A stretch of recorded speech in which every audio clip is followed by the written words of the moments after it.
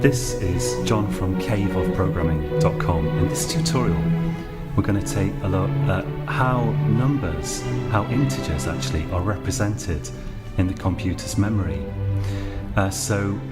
This lecture is kind of optional if you're following through this C++ tutorial video by video. And if you are, congratulations on getting this far, by the way. So if this subject doesn't interest you, you can definitely live without knowing this. But for those who are interested, I wanted to include this video because it's kind of interesting actually. So I'll tell you the most important bits first, and then if you want to start watching, you can do so without it wrecking your computing career or anything. So I've got a little program here, and I've created a char. So it's a signed char because values are signed by default in C++. And I've set it equal to the maximum value that you can fit in a char, and I've output that value and incremented it. So if we put the maximum value that we can in some primitive type and increment that, C++ won't warn us. It won't give us an error. It won't even give us a warning, I shouldn't think, because it just doesn't check. It trusts you to know what you're doing. So you have to be aware of, roughly at least, the maximum values that you can fit in integer types, especially with the really small types, especially with char, where you can only fit 127 in there. So if we increment 127 and output it again, we actually end up with minus 128, which is actually the most minimum value, the smallest value, or the most negative value, if you like, that you can fit in a signed char. Now you notice that we've got plus 127 but minus 128, and the basic reason for that, we are going to go into it in detail, but the basic reason is that you have to represent the zero in there. So you can think of the positive values as ranging from 0 to 127, although 0 isn't really positive or negative, but we have to represent it in that memory. And the negative values go from minus 1 to 128. So it's basically because the 0 is taking up a space in here, in this sequence, that the maximum positive value is 1 less than you might expect on the basis of the most negative value. And this is the same for all the integer types in C++. I just picked char because it's easy to deal with because it's so small. So how exactly do we represent integers in the computer's memory? Well, first of all, let's have a look at this whole maximum and minimum value thing a bit. So if we imagine that we have, let's imagine that we've got just 3 bits. So let's say 3-bit system, and the most maximum value that you could sign, that you could store in an unsigned 3-bit value. So if we're not interested in negative numbers, just positive ones, the biggest value that you could get in there would be got by setting all of the bits to 1. We can only set each bit to 0 or 1, so if we set them all to 1, then you'd expect that to be the biggest value that you could get in 3 bits. And that equals, in this case, well, this is the least significant bit, we call it, because it represents how many 1s we've got, either 0 or 1. This is the most significant bit, which represents, in this case, how many 4s we've got, either 0 4s or 1 4. So this is 1 plus 1 times 2 plus 1 times 4. So that's 4 plus 2 plus 1, which is 7. And that actually equals 2. It equals 2 to the power of 3. Yeah, that's right, 2 to the power of 3. So 2 times 2 times 2, negative 1. So that's the same as, so to the power of just basically means how many times you multiply the number by itself. So 2 to the power of 3 is 2 times 2 times 2, 3 times over, which equals 8. We subtract 1, we get 7. So that's how you can calculate the maximum unsigned value for any particular type if you know how many bits it uses. So if we've got 8 bits, so 1, 2, 3, 4, 5, 6, 7, 8, that's the maximum value you can store in a byte, for example, an unsigned char. that's going to be equal to 2 to the power of 8 minus 1. And 2 to the power of 8 is 256, so minus 1, we get 255. Now, what about if you want to have signed values in there? Well, one thing that you might imagine doing is you could say, okay, well, we'll keep the most significant bit, for example, to represent the sign. So we could say, okay, let's say that a 0 for the most significant bit means that it's a positive number, and a 1, which looks a bit like a minus sign turned on its edge, we could say that means it's negative. So any number that starts with 0, we say it's positive. Any number that starts with 1, we say it's negative. So it's just a sign bit, and the rest of it is the actual number. If we did that, we'd have one less bit to represent the actual number itself. So we could imagine in such a system that the maximum value we could store, let's say in 3 bits, would be 2 to the power of 2 minus 1, which would just be 3. Or the maximum value that we could store in 8 bits, if it's going to be signed and we need to keep 1 bit for the sign, is now going to be 2 to the power of 7 here, which is 128 minus 1, which will be 127. But as we saw, in fact, the maximum value that we can store in this chart it is 127, but we're managing somehow to get to minus 128 with the most negative value. And that's to do with the way the number is actually stored. So let's have a look and think about this a bit more carefully. Let's keep with this system. The most obvious thing to do is that we say, okay, the most significant bit, this one, is the sign. So therefore 000, that's 0 in decimal. 001, which gives us 1. 010, that's 2. 011, that's 3. If we add 1 to that, we get 100. So we're saying this is negative now because it's got a 1 here. So now we'd have to say that this equals minus 0. And then we go to 101, which we could say equals minus 1. 110 equals minus 2, and 111 equals minus 3. So the idea is that you just look at the bits after the first one, and that's the number, and then the first bit is just a sign. That's the most obvious thing that you could do. But the problem is, this system, which isn't used by any computer that I've heard of, this system, it doesn't let you do arithmetic easily at all. So let's imagine that we want to add up, let's say 1 and minus 1.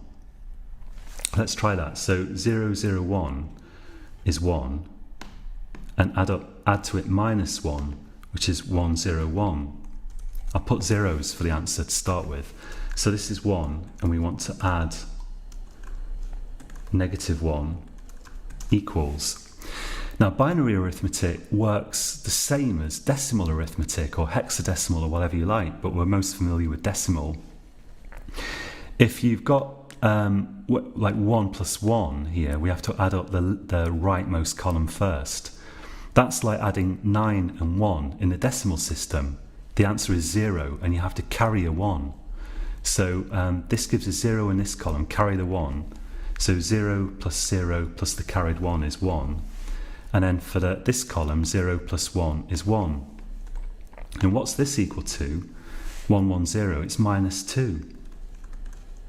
So we should have got 0. So plus 1 added to minus 1 should be 0, but we've got the wrong answer. So this system is rubbish. And that's why it's not used anywhere. But we can tweak it a bit.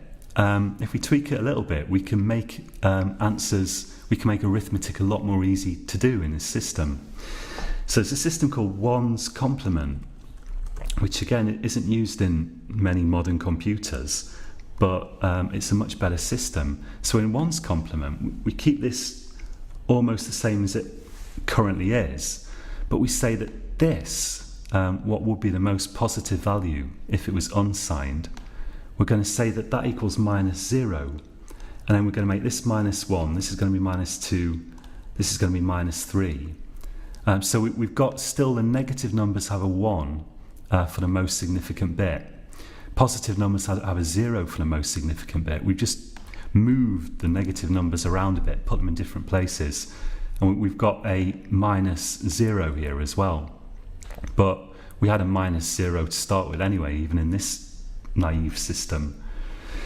Now things work out a lot better. Let's try this. So if we add 1, 0, 0, 1, which is 1, plus minus 1, 1, 1, 0, which is minus 1, equals, let's do that. So 1 plus 1 is 1, 0 plus 1 is 1, 0 plus 1 is 1. It gives us 1, 1, 1, which equals minus 0, which equals 0. So that's the right answer. So 1's complement is a system of storing signed numbers in some bits that allows you to do arithmetic much more easily. Now there is a bit of a complication sometimes, because let's take a look at what happens if you add, let's say, 0, 1, 1, which is 3, to minus 2, 1, 0, 1. Let's try that. So we're going to add 3 to minus 2, and of course we expect to get 1. I'm going to put a 0 actually at the beginning of these. So of course, as with decimal, you can put a 0 at the beginning of a number and it doesn't make any difference to it. Like 007 still means 7, in a decimal system, so we can do that. Let's try that. So 1 plus 1, well, that gives us 0 and we have to carry the 1. 1 plus 0 plus the carried 1 again gives us 0 and we have to carry the 1. 0 plus 1 plus the carried 1 again gives 0 and carry the 1. And now we've got to put a 1 there. Now there's a rule here. This is the wrong answer, clearly. But there's a rule that we can apply to fix that, which is that if we get an overflow bit on the left here, we have to add it to the right here. So let's do that. Add overflow bit to right. So we take that off there and we add it here. And so that would be 0, 0, 0 here. 0, 0, 0 plus 1 equals 0, 0, 1.